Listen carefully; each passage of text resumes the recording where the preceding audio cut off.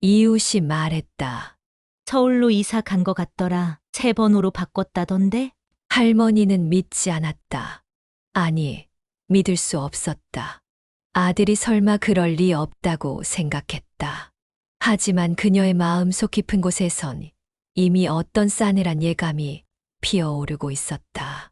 그리고 그 예감은 현실이 되어 돌아왔다. 당신이라면 전 재산을 준 부모를 잊을 수 있습니까? 이 영상은 단지 한 어머니의 슬픈 사연이 아닙니다.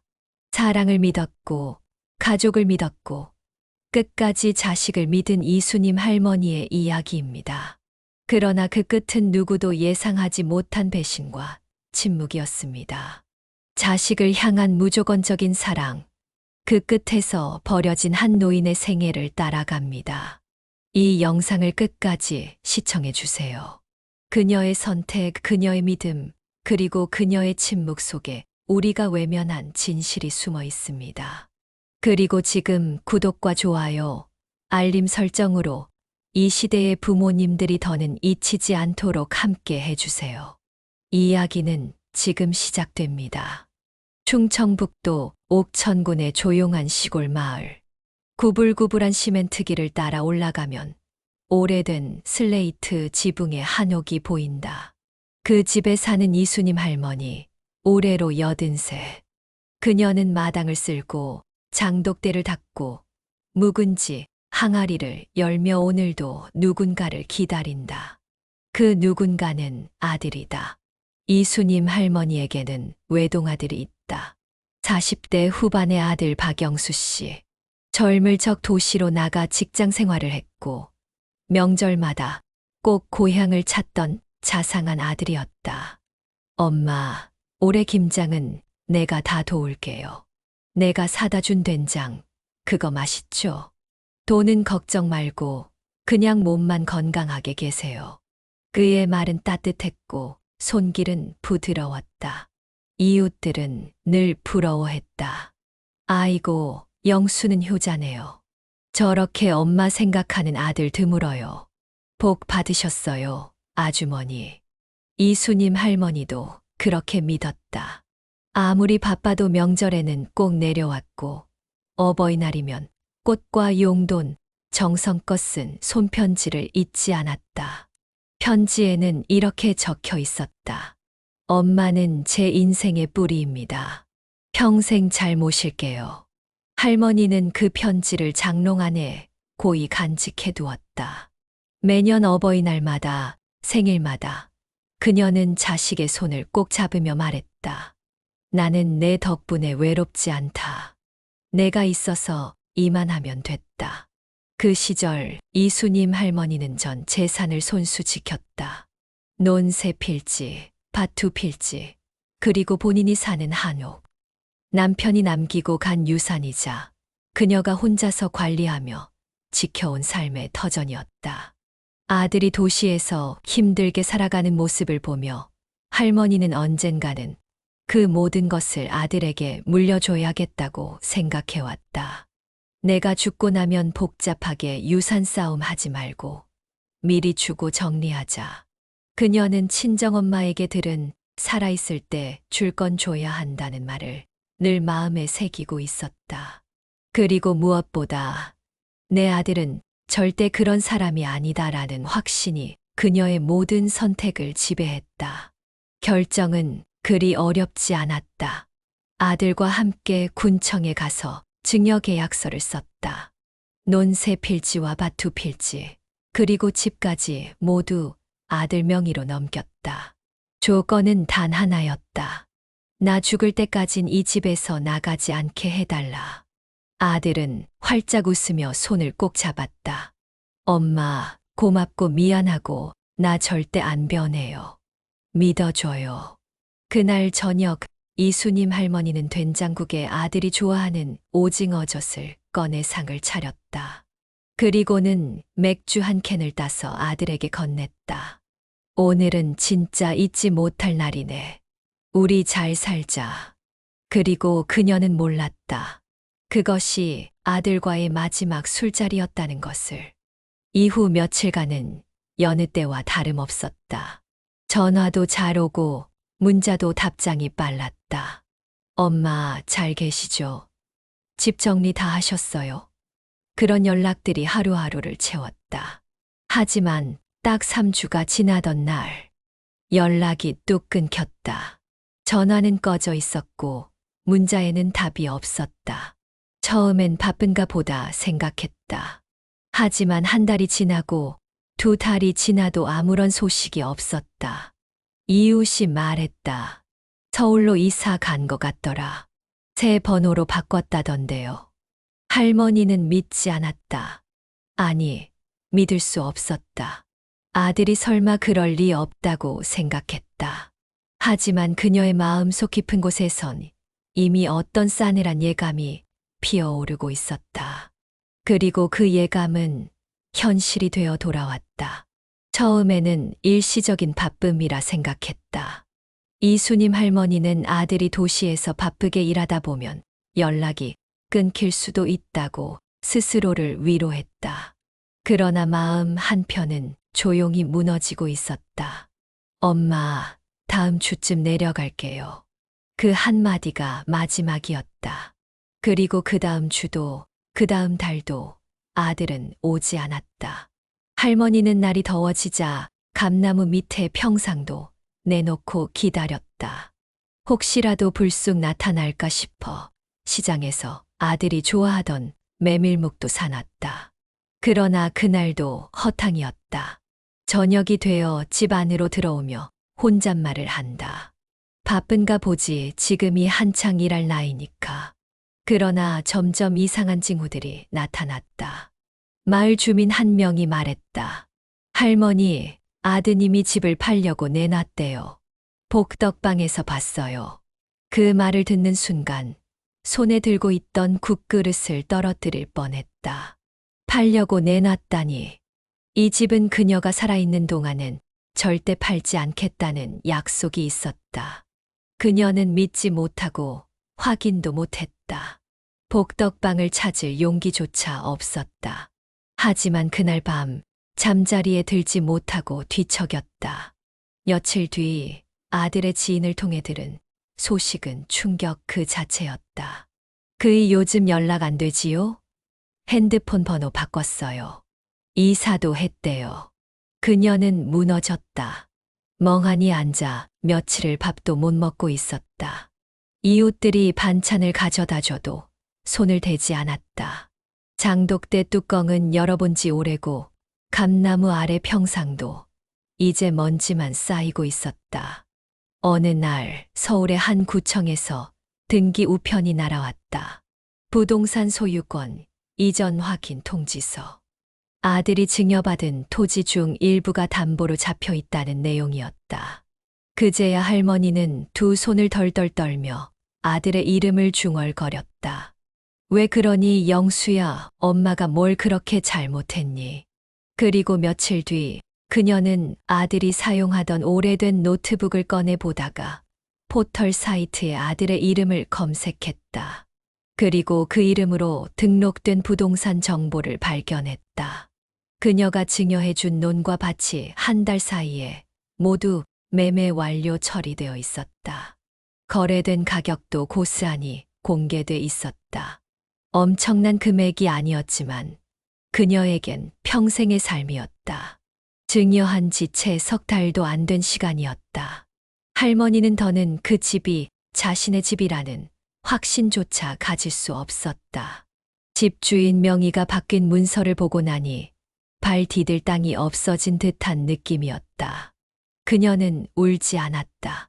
대신 오래도록 말이 없었다. 혼잣말도 줄었다. 마당도 안쓰럽고 된장 항아리도 보지 않았다. 식사도 하루에 한 끼, 그것마저도 찬물에 말아 대충 넘기는 날이 많아졌다. 며칠 뒤 이웃 아주머니가 물었다. 할머니, 요즘 왜 이렇게 야위셨어요? 이수님 할머니는 고개를 숙인 채 조용히 말했다. 내가 잘못했나 싶어요. 그 애한텐 너무 많은 걸 줬나 봐요. 사람들은 그녀를 위로했지만 정작 그녀에게 위로는 되지 않았다. 내가 아들을 믿은 게 죄였구나 하는 생각만 깊어졌다. 그리고 어느 날 장롱 안에 고이 모셔두었던 그 어버이날 손편지를 꺼내 찢었다.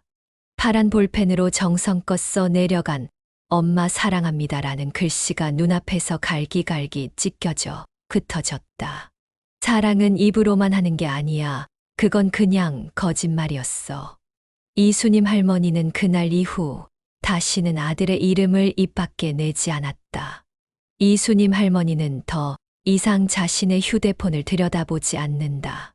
하루에도 몇 번씩 혹시나 하는 마음에 눌러보던 통화 목록, 문자함, 카카오톡, 이젠 모두 닫았다. 전화기는 조용했다. 진동도 울리지 않았다. 어느 순간 아들의 이름 앞에 번호 없음이라는 낯선 메시지가 붙기 시작했다.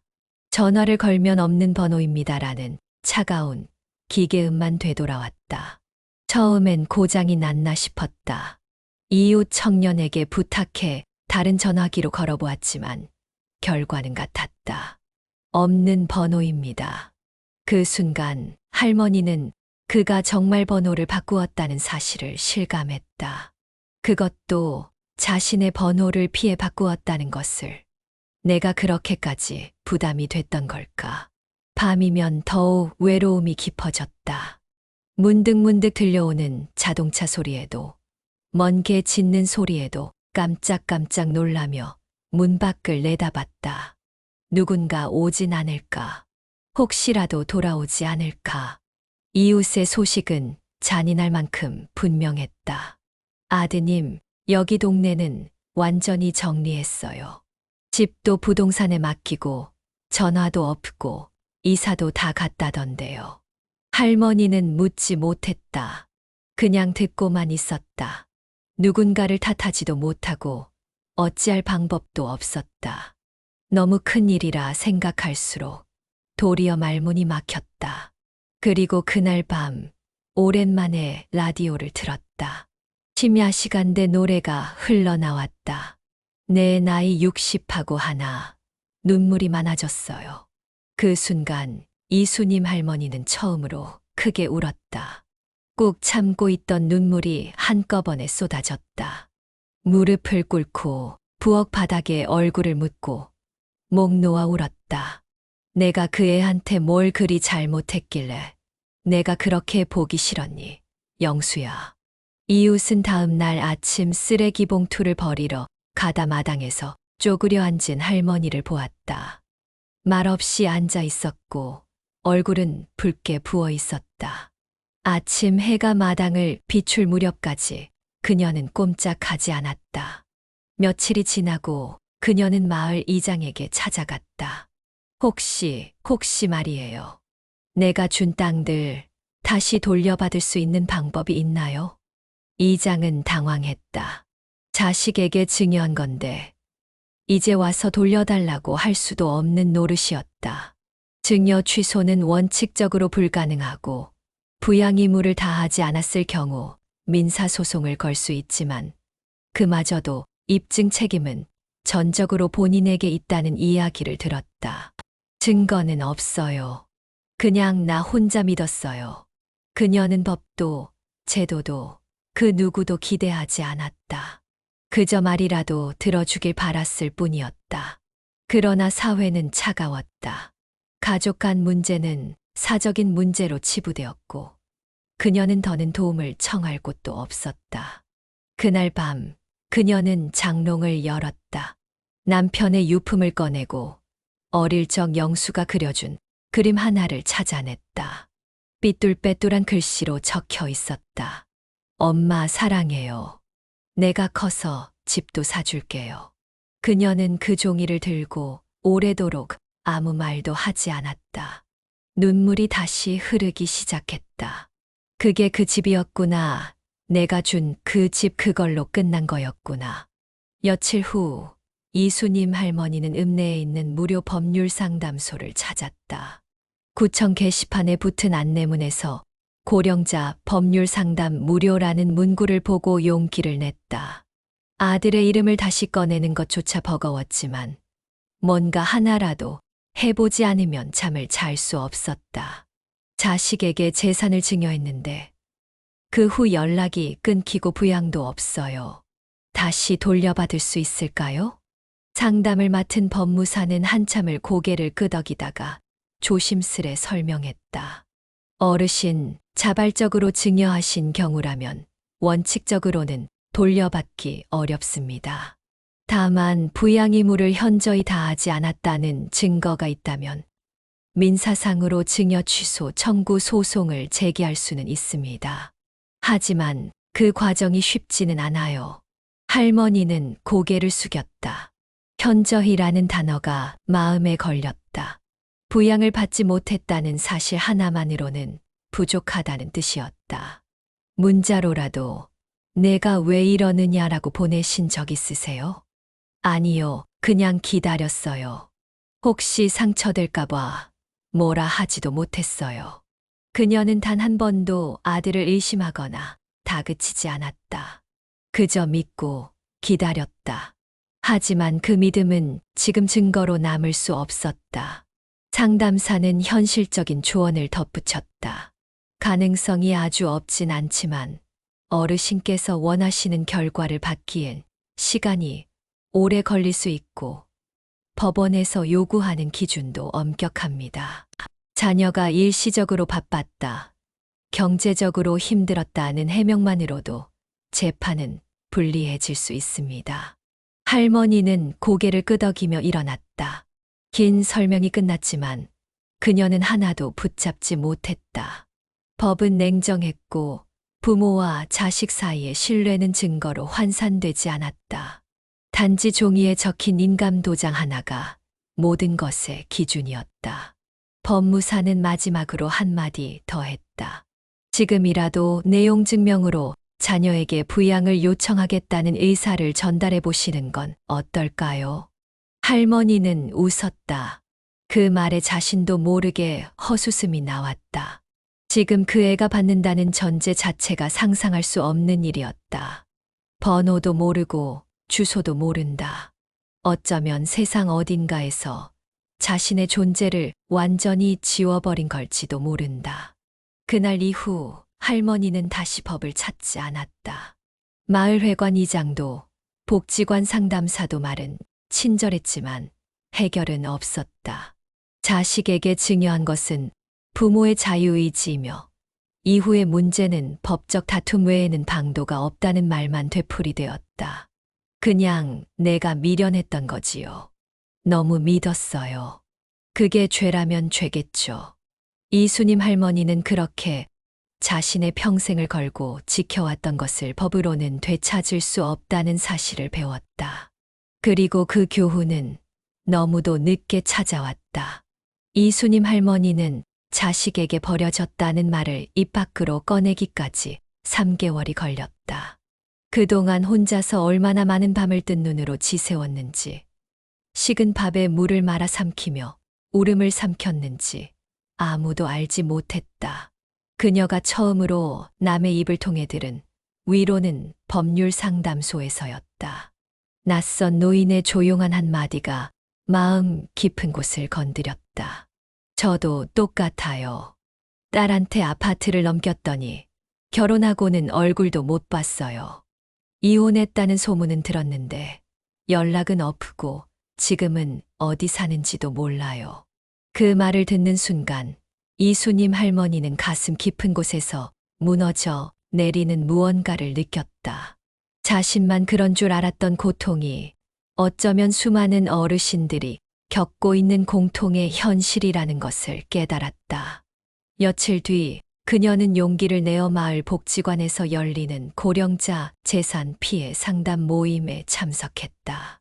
작은 회의실, 낡은 플라스틱 의자에 10명이 채 안 되는 노인들이 둥글게 둘러앉아 있었다. 처음에는 모두 침묵으로 앉아 있었다. 하지만 한 사람이 조심스럽게 입을 열자 마치 멈춰 있던 물고가 터지듯 이야기들이 쏟아져 나왔다. 나는 막내 아들 믿고 땅을 넘겼는데 6개월 만에 외국으로 나갔어요. 연락도 안 돼요. 나는 며느리 명의로 집을 바꿨다가 병원에 입원한 사이에 짐이 다 나가 있었어요. 딸이 제 이름으로 대출을 받았더라고요. 결국 연체돼서 집이 넘어갔어요. 우리 손주는 내가 집을 물려줬다고 욕을 해요. 할머니가 집 팔아서 다 써버렸잖아라고요. 누구 하나 고성을 내지 않았고 모두 조용히 자신의 이야기를 꺼냈다. 그들의 공통점은 사랑했기 때문에, 믿었기 때문에 그 모든 것을 내어줬다는 것이다. 그런데 돌아온 것은 외면과 무시, 그리고 철저한 단절이었다. 그들은 재산을 잃은 것이 아니라 존재의 의미를 잃은 듯한 허물을 안고 있었다. 부모에서 손님이 되고 손님에서 짐이 되고 끝내는 남처럼 취급받는 그 과정을 묵묵히 견뎌야 했던 시간. 모임을 주관하던 복지사는 천천히 말을 꺼냈다. 이건 단순한 가족 문제나 갈등이 아닙니다. 구조적인 노인 인권 침해이며 재산권 침해입니다. 여러분은 피해자이며 절대 혼자가 아닙니다. 그 말을 듣고도 당장 문제를 해결할 수 있는 건 아니었지만 누군가 그들의 이야기를 문제로 인식해 주는 것만으로도 할머니들의 얼굴엔 미세한 변화가 일어났다. 이수님 할머니는 조심스럽게 손을 들었다. 저는요, 우리 아들이 누구보다 착했어요. 진짜예요. 제가 아프면 직접 와서 죽도 끓여주고 편지도 써주고 정말로 효자였어요. 근데 증여한 지 석 달 만에 번호를 바꿨어요. 그게 마지막이었어요. 모임은 조용해졌고 누군가 조용히 고개를 끄덕였다. 누군가는 눈물을 닦았다. 낯선 이들이었지만 그들은 서로의 마음을 너무나도 정확히 이해하고 있었다. 나만 그런 줄 알았는데 우린 다 같아요. 어르신. 그날 모임은 짧았지만 이수님 할머니는 돌아오는 길에 처음으로 속이 조금 편안해졌다는 기분을 느꼈다. 누군가 자신의 말을 들어줬고 혼자만 아픈 게 아니라는 것을 알게 된 것만으로도 마음이 가벼워졌다. 그녀는 길을 걷다 말고 문득 하늘을 올려다보았다. 흰 구름 사이로 가을 햇살이 스며들고 있었다. 그래도 이렇게라도 말할 수 있어서 다행이야. 그날은 평범한 가을 오후였다. 복지관에서 김치 나눔 봉사활동이 있던 날. 이수님 할머니는 손수건으로 땀을 닦으며 배추 상자를 옮기고 있었다. 오랜만에 바깥 공기를 쐬고 사람들과 이야기를 나누니 오히려 몸이 가벼워지는 느낌이었다. 행사가 끝나갈 무렵 근처 도심 상가를 가로질러 시장 쪽으로 발걸음을 옮기던 그녀는 주차장 앞에서 한 무리의 사람들 사이로 낯익은 얼굴을 발견했다. 영수야? 순간 시간마저 멈춘 듯했다. 수십 번, 아니 수백 번 그려왔던 얼굴. 하지만 눈앞의 남자는 더 이상 예전의 아들이 아니었다. 단정했던 얼굴에는 피로가 가득했고 눈은 익숙한 체온을 느끼지 못한 사람처럼 낯설게 빛났다. 그녀는 조심스럽게 다가갔다. 어깨를 두드리려다 멈추고 이름을 불러보았다. 영수야, 나야. 엄마야. 그는 순간 고개를 돌렸다. 그러나 그 눈에는 놀라움도 반가움도 없었다. 오히려 미묘한 당혹감, 그리고 약간의 불편함이 스쳤다. 그는 주변을 두리번거리더니 짧게 말했다. 여기까지 오셨어요? 갑자기 왜? 할머니는 당황하지 않으려 했으며 작은 미소를 띄었다. 그냥 혹시나 얼굴 볼 수 있을까 싶어서. 어쩌다 보니 그는 뚜렷한 대답 없이 핸드폰을 꺼내 들었다. 마치 전화를 걸어야 할 일이 있는 듯 시선을 피하고 있었다. 그녀는 침묵을 깨기 위해 용기를 냈다. 밥은 잘 먹고 다니니? 너 요즘 어디 살아?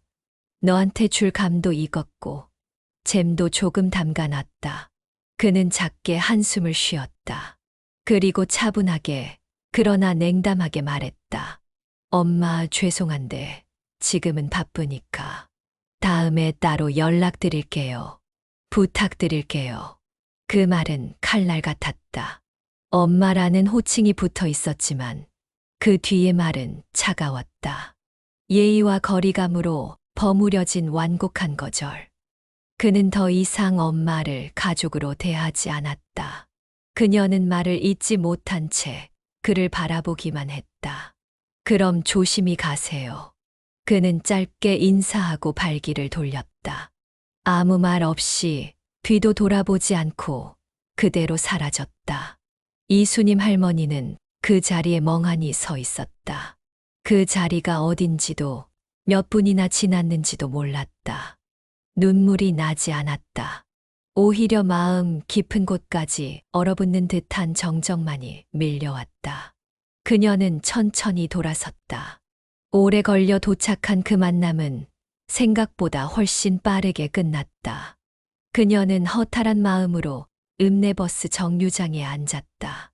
그리고 무릎 위에서 조심스럽게 양손을 모으며 혼잣말처럼 중얼거렸다. 그 애는 나를 잊었구나. 아니, 잊은 척을 하는 거겠지. 그게 더 슬퍼. 주변을 스쳐 지나가는 사람들은 그녀를 쳐다보지 않았다. 세상은 아무 일도 없던 것처럼 움직였고 하늘은 무심히 푸르렀다. 그날 이후 이수님 할머니는 아들의 이름을 다시는 입 밖에 내지 않았다. 마당의 감나무는 올해도 어김없이 열매를 맺었고 그녀는 혼자서 조용히 그 감을 따서 잼을 만들었다. 작년처럼 아들에게 줄 생각은 하지 않았다. 대신 그 잼병에 작은 라벨을 붙였다. 사람은 기억으로 살아간다. 그녀는 버리지 못한 사진 몇 장을 다시 꺼내 작은 상자에 넣었다. 찢지 않은 편지 한 장도 그대로 남겨뒀다. 하지만 그것을 다시 꺼내보는 일은 이제 없었다. 그저 누군가 언젠가 이 집을 정리할 때 내가 사랑했던 증거로 남아있기를 바랐다. 이수님 할머니의 이야기는 우리 사회 수많은 고령자들이 겪고 있는 현실입니다. 자식에게 주는 사랑은 조건도 계산도 없습니다.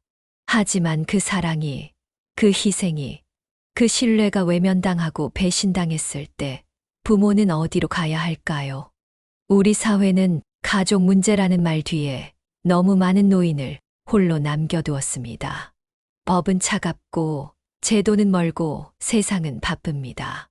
그렇게 부모의 자리는 점점 작아졌고 결국 어떤 부모들은 스스로를 지우기 시작했습니다. 오늘 이 영상을 본 당신, 혹시 부모님의 연락을 미뤄두고 있진 않나요? 한 통의 전화, 한 번의 방문, 따뜻한 말 한마디가 누군가의 가슴 속에 다시 불을 지필 수 있습니다. 지금 이 순간 부모님께 안부 전화를 걸어보세요. 그리고 이 이야기를 누군가에게 전해주세요. 자식을 키운다는 건 다시 돌려받기 위한 투자가 아닙니다. 하지만 최소한 잊혀지지 않을 권리는 있어야 하지 않을까요? 지금 구독과 좋아요, 알림 설정으로 이 시대의 부모들이 사라지지 않도록 함께 목소리를 모아주세요. 이수님 할머니는 말하지 않았습니다. 그러나 그녀의 침묵이 말해주었습니다.